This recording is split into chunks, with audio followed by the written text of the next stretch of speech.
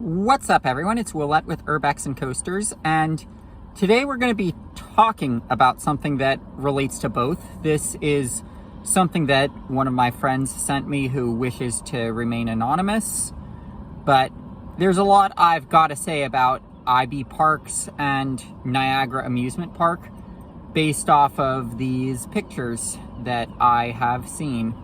Of the pictures I was sent, this was one that really caught my eye because that's track from Cascabelle, which was supposedly removed from Niagara in 2024 and has been moved to Indiana Beach, where it is being refurbished. And here are some other angles of the track that were also taken on Sunday. So we can see the inside of the spine where you can see some rust. You can also see a piece of the loop, and you can see these two pieces of track that would be part of a pull-up into one of the spikes. For comparison, I'm showing a clip of my video of Speed the Ride in Las Vegas, and as you can see, it is clearly less rusted than that piece of track on Cascabelle, and it does have some similar structures, so this is worth noting, but it does have rust in some places, so it definitely could be scrubbed off, I think. The point is, though, whether Cascabelle is restorable or not, it needs to open. Like, I don't care if they go to Kumbak and say, do what you did for Montezuma, the Forbidden Fortress, which I'm extremely critical of, but based off of what I was told about Niagara Amusement Park, where my friend went on a summer weekend, and the park was dead, apparently, on a summer weekend, when they should be as busy as can be. And being stuff that I've heard from people online about the IB parks not getting a ton of people there, you know, I worry about the future of this chain. And, you know, especially at Niagara Amusement Park, I think this ride would be awesome. And I don't know if the people running IB parks fully understand how much of a jolt this ride would be to their business if they opened it at Niagara Amusement Park. So I've been referring to it as Cascabelle, but there is likely another name that it would be marketed as. Laser Loop, as in the Schwarzkopf shuttle loop that Kennywood had in the 1980s that people like my mother grew up with. So you've got a lot of people in Pittsburgh that have nostalgia for Laser Loop.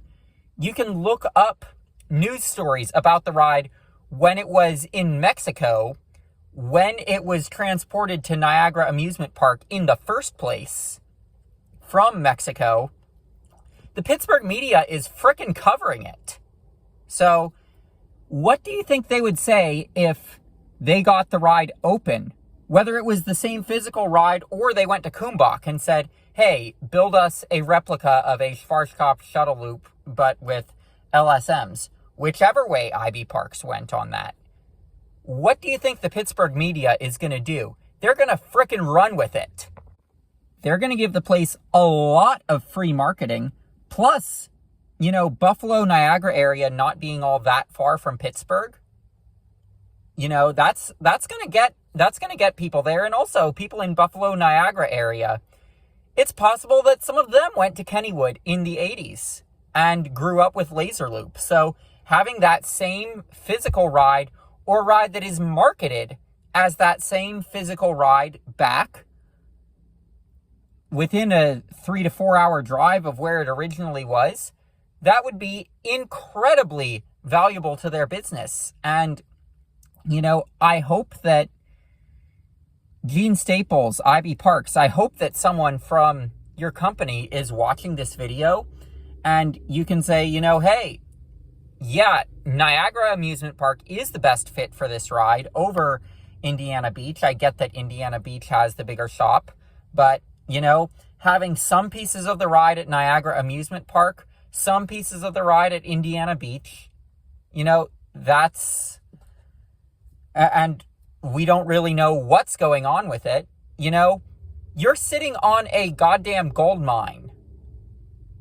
Take advantage of it. Your business needs it. And I mean, I'm sure that many of you are familiar with my views on the Six Flags Cedar Fair merger and how that all has been handled. So, I really want to see a company like IB Parks succeed. But, I've seen this movie before. It's called Lakemont Park, where you've got a park that is super fun to go to, has some great coasters, but is absolutely terrible at marketing. You're sitting on the world's oldest roller coaster known to be operating, and you can't market that? It's right next to a baseball stadium that people can easily go to as a pregame thing. You can't figure out how to market that to normies. That should have been easy to market to normies. But, with the whole IB Parks situation, I see this a repeat of the Lakemont situation happening. And it's like, I mentioned IB Parks as a company I would want to see get Lakemont. And, this ride is a big part of the reason why, honestly, because having this ride that close to that region, I think it would do wonders to saving all three of those coasters. To have this coaster at Lakemont, but, IB Parks, from what I've seen, they can't exactly be investing in buying new parks right now. They need to focus on what they have and get that to a point where it's doing all right. And for doing that, this ride at Niagara Amusement Park, it needs to happen. And they should use the Laser Loop name. There are enough people at Kennywood. I don't know how Hershend would feel about it, given that Kennywood's under new management. But there are plenty of people on the ground at Kennywood that, I can tell you would love to cross-promote the return of Laser Loop. So, you've got tons of free marketing. The Pittsburgh media is going to run with it. You might have Kennywood willing to do a cross-marketing campaign with you. This ride needs to get opened. And, I hope that the reason that it is split up between Niagara Amusement Park and Indiana Beach is because the parts that are at Indiana Beach are the parts that are getting refurbished, and the parts that are at Niagara Amusement Park don't have any sort of mechanical components in them that would need to be refurbished in the larger shop there.